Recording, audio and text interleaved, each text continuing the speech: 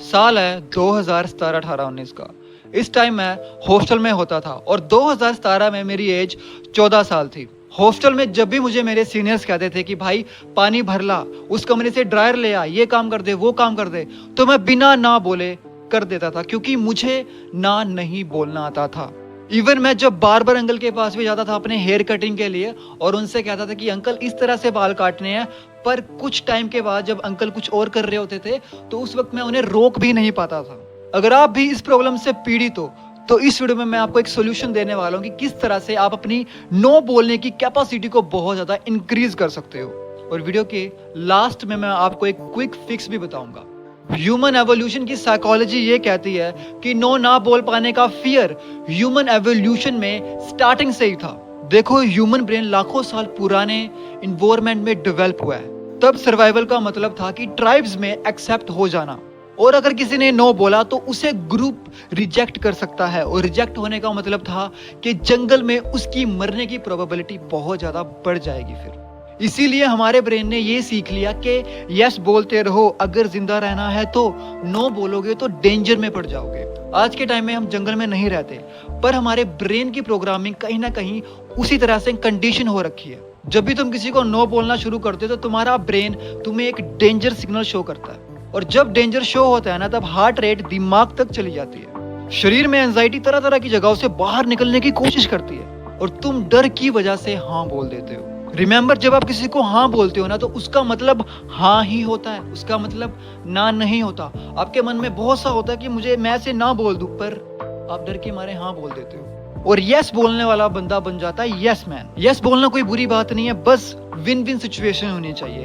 अगर आप कोई काम कर रहे हो, कोई जॉब कर रहे हो, वहां पर आप यस बोल रहे हो और उसके बदले में आपको कुछ ना कुछ पैसा मिल रहा है, कुछ ना कुछ अच्छी चीज मिल रही है या विन विन सिचुएशन है, तब तो यस बोलना ठीक है। पर आपका एक ऐसी जगह, एक ऐसी सिचुएशन है जहां पर आप हाँ नहीं बोलना चाहते, आपका मन नहीं है कि यार मैं काम करूं, अब वहां पे ना बोलना चाहते हो और वहां पर कोई विन विन सिचुएशन भी नहीं है, पर आप तब भी डर के मारे हाँ बोल देते हो और आप एक पीपल प्लीजर बन के रह जाते हो। क्योंकि आज भी आपके दिमाग में कहीं ना कहीं वो जंगल वाला इंसान बसा हुआ है और उसे ऐसा लगता है कि जब उसने नो बोल दिया तो उसकी मौत हो जाएगी, और आप डर के मारे हाँ बोल देते हो। अगर आपका कोई दोस्त या कोई सीनियर आपको कहता है कि भाई ये काम करेगा, ये काम करेगा, और आपका उसे करने का मन बिल्कुल नहीं है, पर फिर भी आपको ये लगता है कि अगर मैंने इसको ना बोल दिया तो कहीं ये मुझे पीट तो नहीं देगा, मेरा और इसका रिलेशन खराब तो नहीं हो जाएगा, इन फ्यूचर अगर मुझे सपोर्ट की जरूरत पड़ी तो ये मेरी सपोर्ट करेगा या नहीं करेगा। हजारों तरह के थॉट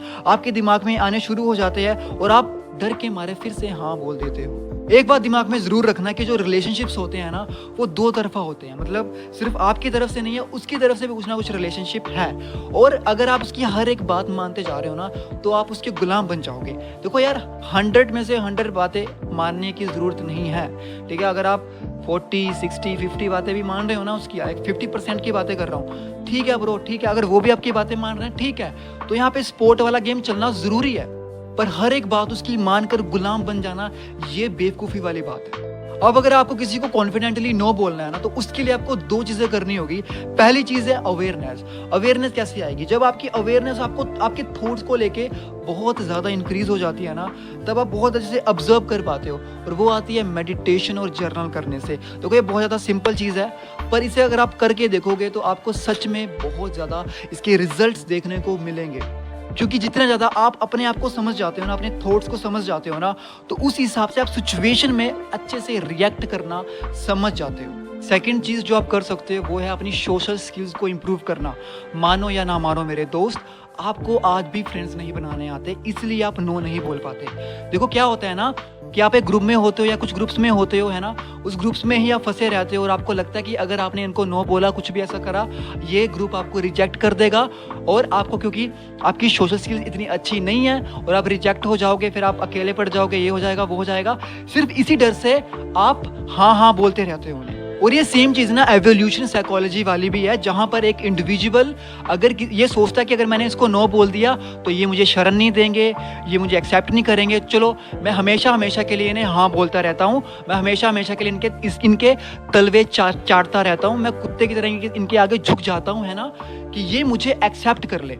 क्योंकि ये बंदा ना तो कॉन्फिडेंट है, ना इसने अपनी सोशल स्किल्स के ऊपर बहुत अच्छे से काम किया है और ना उसे सीखने के लिए एफर्ट्स ये डाल रहा है। तो आपको अगर सच में नो बोलना सीखना है ना छोटी छोटी चीज़ों में या उन चीज़ों में जिनमें आपका मन नहीं है, तो आपको अपनी सोशल स्किल्स को बहुत अच्छे से इम्प्रूव करना होगा। क्योंकि जब आपके सोशल स्किल्स बहुत अच्छे हो जाएंगे तब आपके दिमाग में नहीं रहेगा कि भाई ये ग्रुप है या ये ग्रुप है, ठीक है, ये एक्सेप्ट नहीं कर रहा तो ये कर लेगा, ये एक्सेप्ट नहीं कर रहा तो ये कर लेगा, मेरे अंदर इतनी कैपेबिलिटी है, मैं खुद का एक ग्रुप क्रिएट कर लूंगा, है ना। तो उस हिसाब से आप सोचना शुरू कर दोगे फिर। और सोशल स्किल्स की इंप्रूवमेंट में ना आपकी अवेयरनेस भी बहुत ज्यादा मायने रखती है।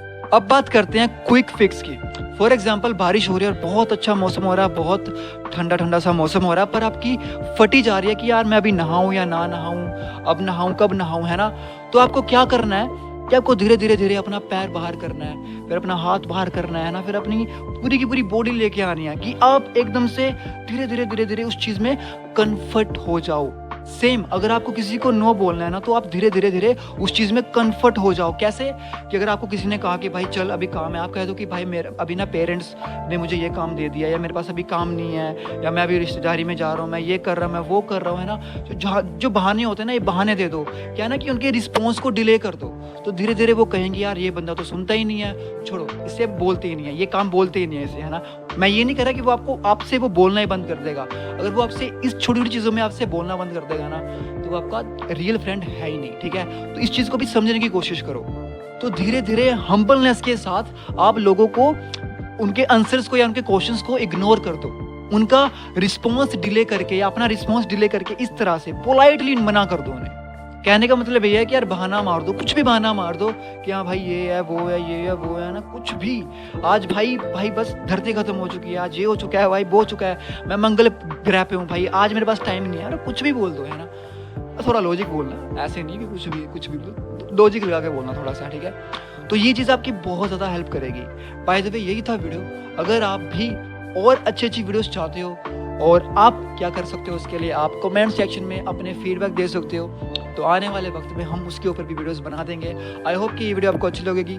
बाकी मिलते हैं नेक्स्ट वीडियो में। दिस साइड आशीष पटेल भी साइनिंग ऑफ। मिलते हैं नेक्स्ट वीडियो में। बाय बाय, टाटा, सी यू।